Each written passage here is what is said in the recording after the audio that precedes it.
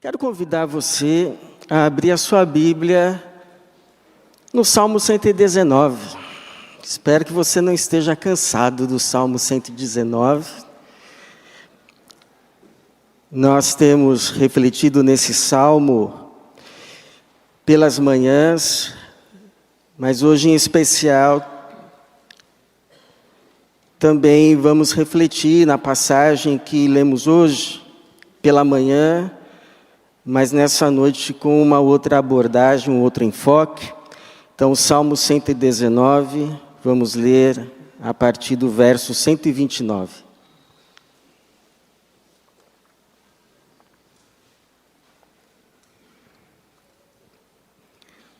Salmo 119, a partir do versículo 129. Diz assim, Salmo 119, a partir do verso 129. Teus testemunhos são maravilhosos, por isso lhes obedeço. A exposição das tuas palavras concede luz, dá entendimento ao simples. Abro minha boca e suspiro, pois anseio pelos teus mandamentos. Volta-te para mim e compadece-te, como costumas fazer aos que amam teu nome. Firma os meus passos na tua palavra, para que nenhum pecado tome conta de mim. Resgata-me da opressão do homem, assim guardarei os teus preceitos. Faze teu rosto resplandecer sobre teu servo e ensina-me os teus estatutos. Meus olhos derramam rios de lágrimas, porque os homens não guardam a tua lei. Obrigado, Senhor, porque também agora é o Senhor quem nos reúne aqui, diante da tua palavra. O Senhor que já recebeu os nossos louvores, o Senhor que já ouviu as nossas orações, o Senhor que já usou coral feminino para mais uma vez entoar hinos ao Senhor. Que o Senhor se digne também de nessa hora ministrar a tua palavra aos nossos corações, às nossas mentes. Que o teu Espírito tenha liberdade aqui entre nós, a fim de que a tua palavra cumpra o propósito pelo qual foi enviada. E que assim haja edificação para o teu povo e glória ao teu nome. No nome de Jesus. Amém. Essa semana eu li uma breve biografia de John Bunyan. John Bunyan que foi, você sabe, o autor de O Peregrino, considerado na literatura cristã o livro mais vendido depois da Bíblia, e conta a história de um personagem chamado Cristão na sua peregrinação terrena até a cidade celestial. Talvez você já tenha lido O Peregrino. Agora, o interessante é que John Bunyan nasceu pobre.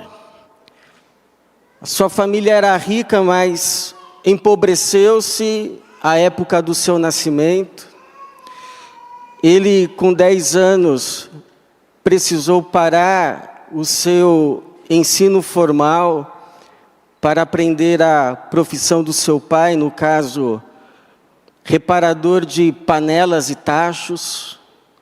Casou-se bem cedo, aos 20 anos, teve uma filha cega, que muito preocupava o seu coração, e ficou viúvo.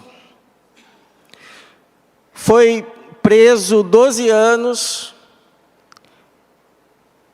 A sua acusação era de pregar o evangelho de forma não devida e de se recusar a frequentar os cultos da igreja até então oficial da Inglaterra.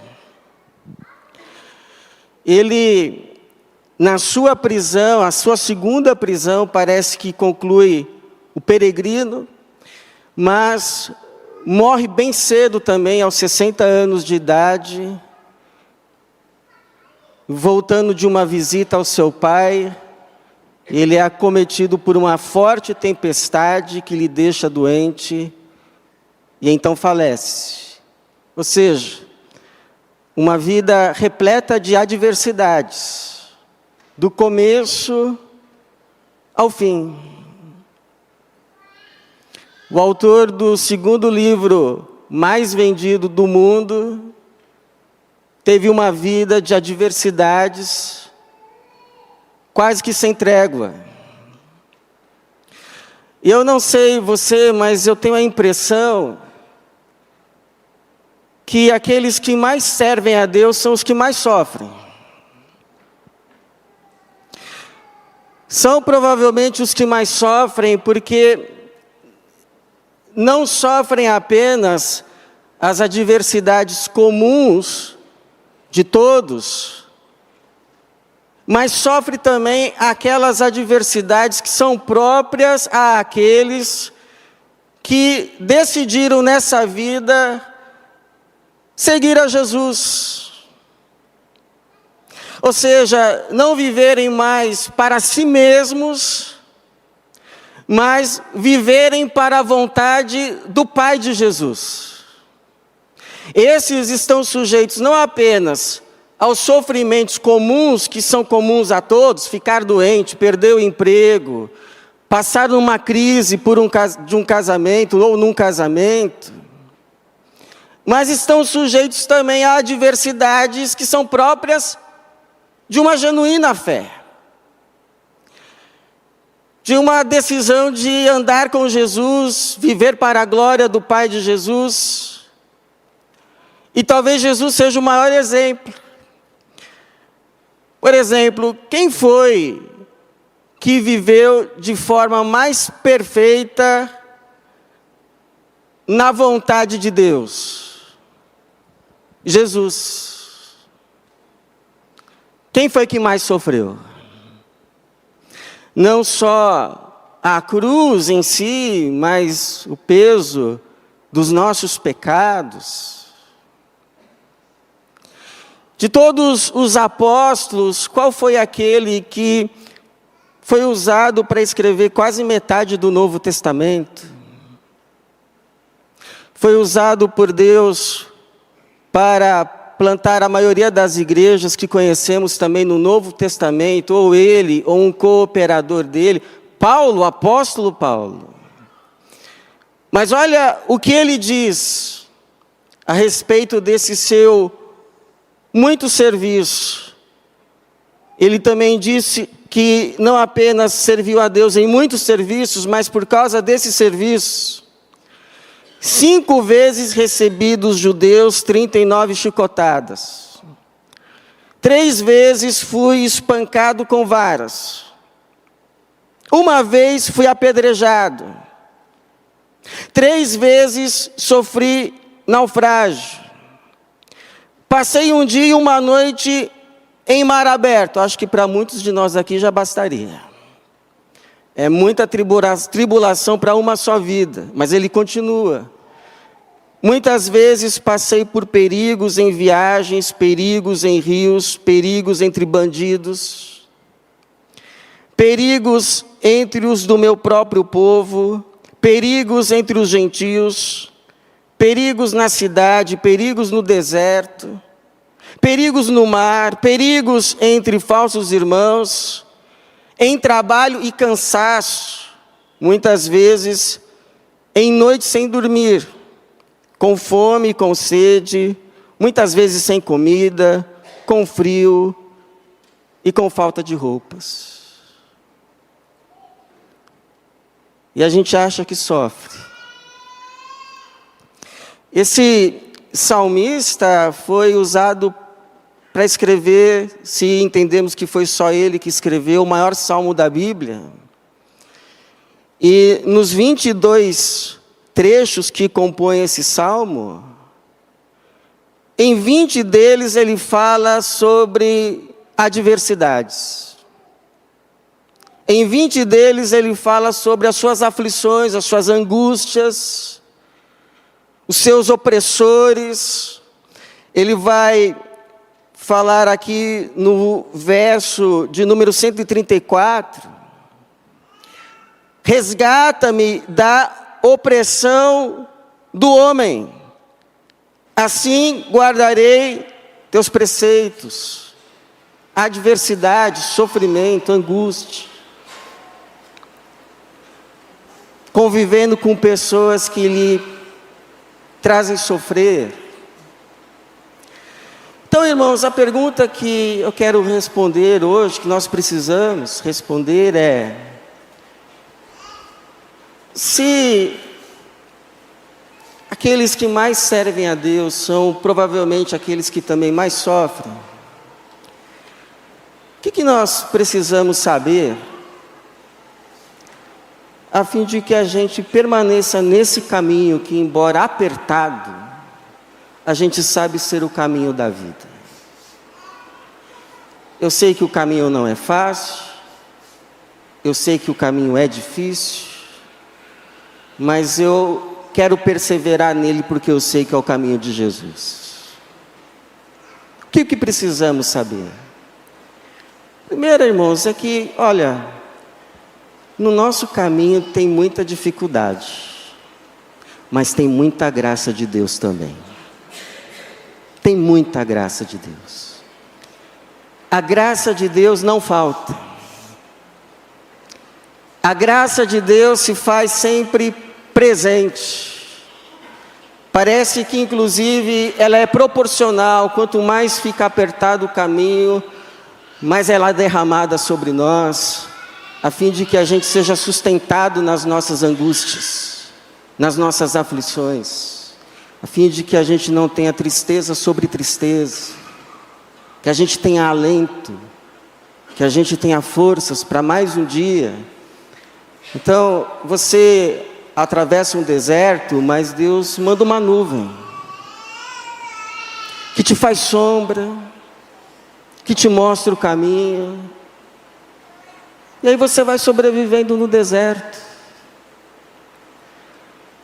Você às vezes tem que atravessar um vale de sombra, mas você pode também dizer: a tua vara e o teu cajado me consolam. Porque Deus manda alguém para atravessar com você, de forma que você não atravessa sozinho. Você tem que atravessar uma noite escura, mas não falta luz, porque Deus manda os seus raios de sol refletirem sobre a lua, para te iluminarem mais um passo pelo menos, de forma que você não fica parado no vale, você caminha. Amém, irmãos? E é assim que Deus trata aqueles que o amam.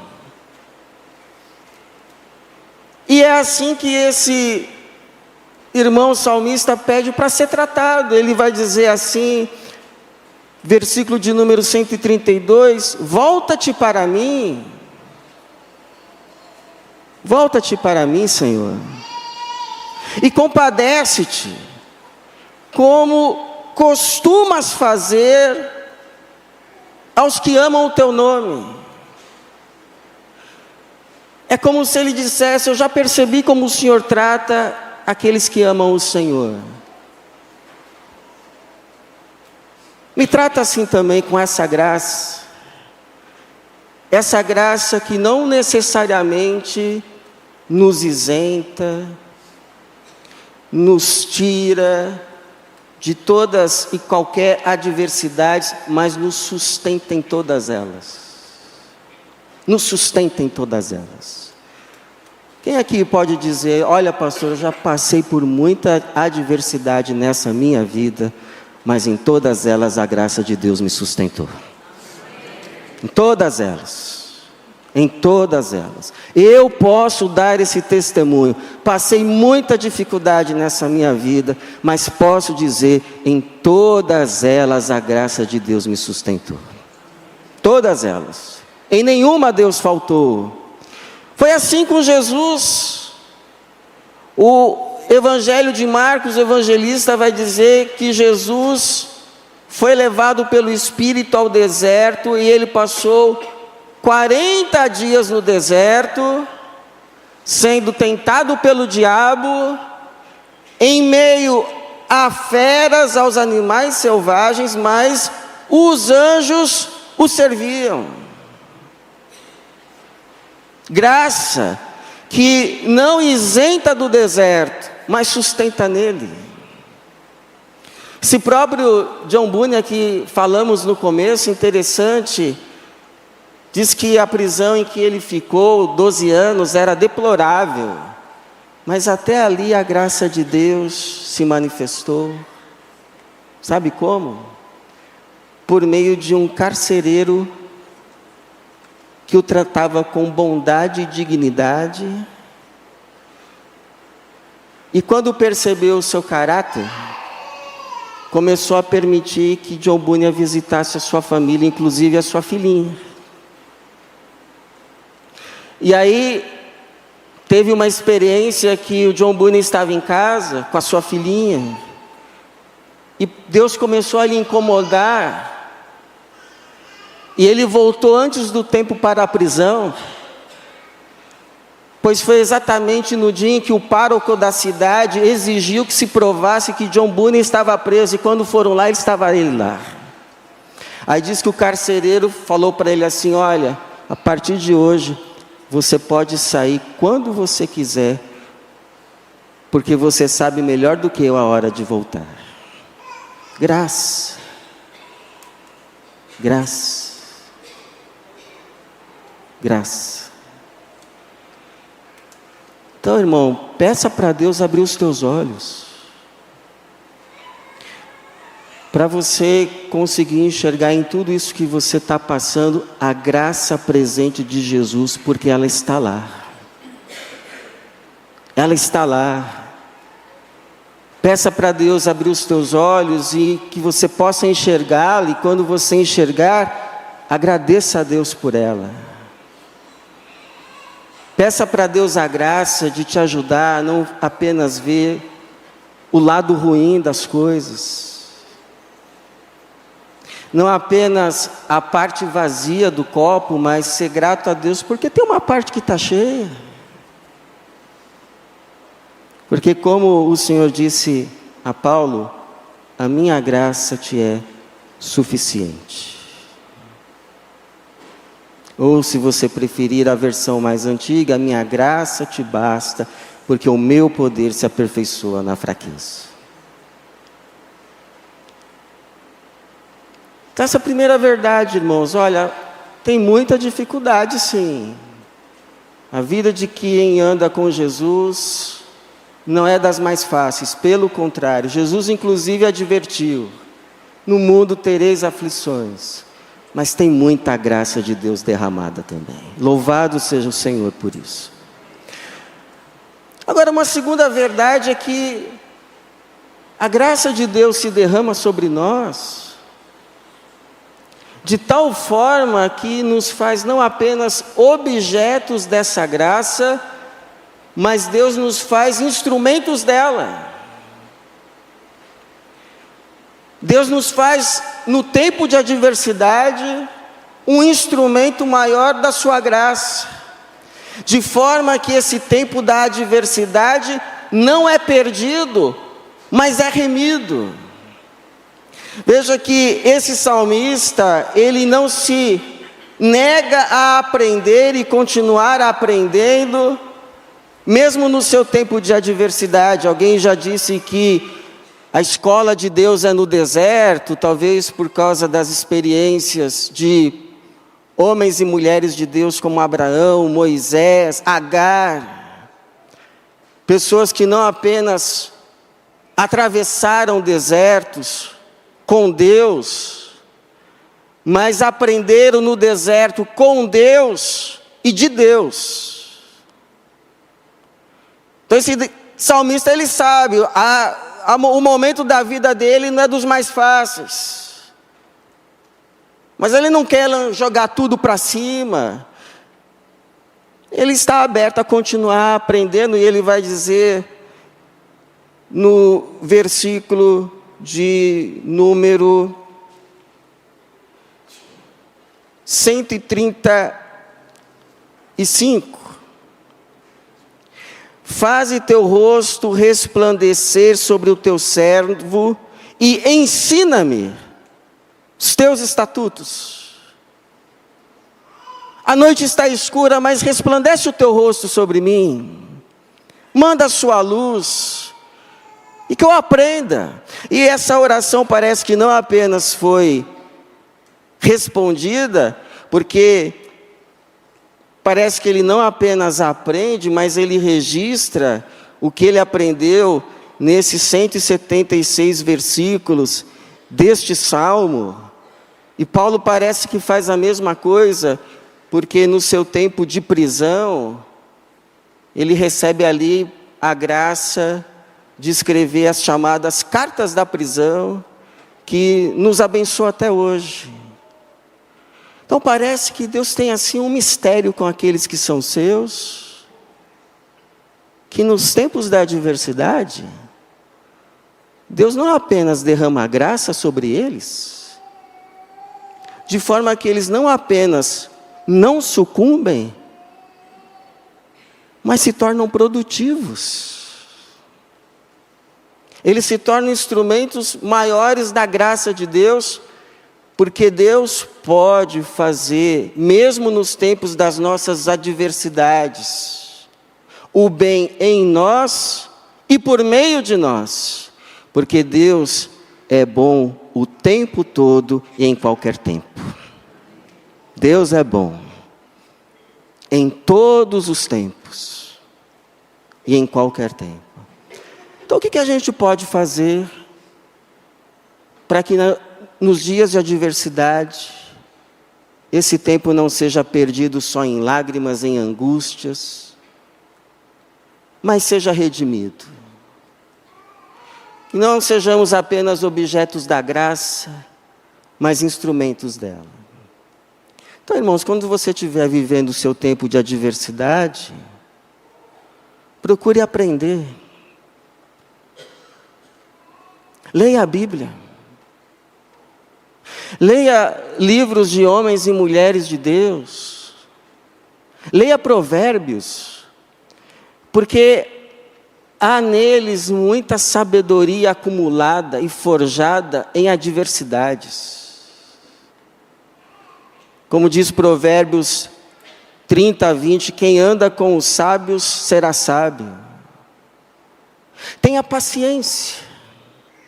Porque às vezes no tempo de adversidade a gente acha que não está acontecendo nada, não está valendo de nada tudo isso que a gente está passando, a gente não está aprendendo coisa alguma, mas o tempo vai passando, a poeira vai baixando, o dia vai amanhecendo, e as verdades que a gente foi aprendendo, às vezes até sem perceber, uma hora, sabe o que acontece?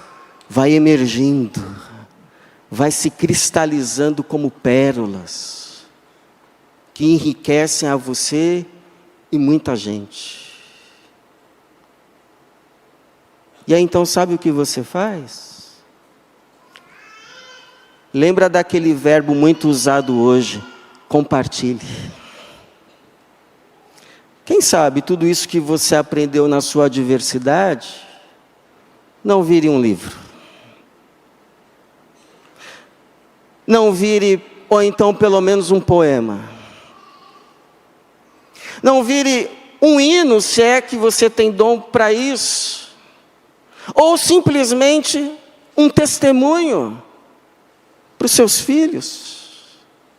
Ou simplesmente, irmãos, descanse em Deus, porque no tempo certo, Deus vai usar tudo isso para abençoar alguém, e você vai ver que nada foi perdido, tudo foi redimido.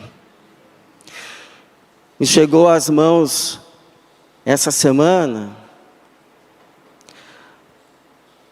um cordel. Algo que alguém de fato, provavelmente aprendeu em meio às suas adversidades, e transformou isso em algumas frases de sabedoria nordestina. E eu achei valioso, eu achei verdadeiro, por isso que eu compartilho com você. O peso que carregamos é o que deixa a perna forte. Mantenha os olhos no alvo, tente não perder o norte. Quando precisar de ajuda, o céu te dará suporte. Parece uma paráfrase de Hebreus 12, 1-2, que diz assim: corramos com perseverança a corrida que nos está proposta, fixando os olhos em Jesus, autor e consumador da nossa fé. Então é verdade que aqueles que mais servem a Deus podem estar sujeitos a maior sofrimento. É verdade. Mas também é verdade que estes são os mais abençoados. Porque não apenas nas adversidades são agraciados por Deus de forma especial e maior, mas Deus faz deles também um instrumento de graça ainda maior para a bênção de muita gente e deles mesmos. Por isso que o apóstolo Paulo vai dizer assim: olha, se a nossa esperança for só para essa vida, somos os mais miseráveis dos homens. Mas essa não é a verdade. A nossa esperança está em Cristo, que redimiu a nossa vida. E que depois de atravessarmos o nosso mar de dores e de carregarmos a nossa cruz, vai nos entregar a nossa coroa. E vamos falar como Paulo, que todos esses sofrimentos não são para se comparar com a glória que há de ser revelada em nós, por Cristo Jesus. Então a minha oração, irmãos, é que nessa semana, não importa o que você passe, você enxergue a graça de Deus na sua vida. E que você não apenas, nessa semana, não importando o que você passe, seja muito abençoado por Deus e seja um instrumento da bênção de Deus ainda maior para muita gente, para o bem de muitos e para a glória dele. Amém. Que Deus nos abençoe.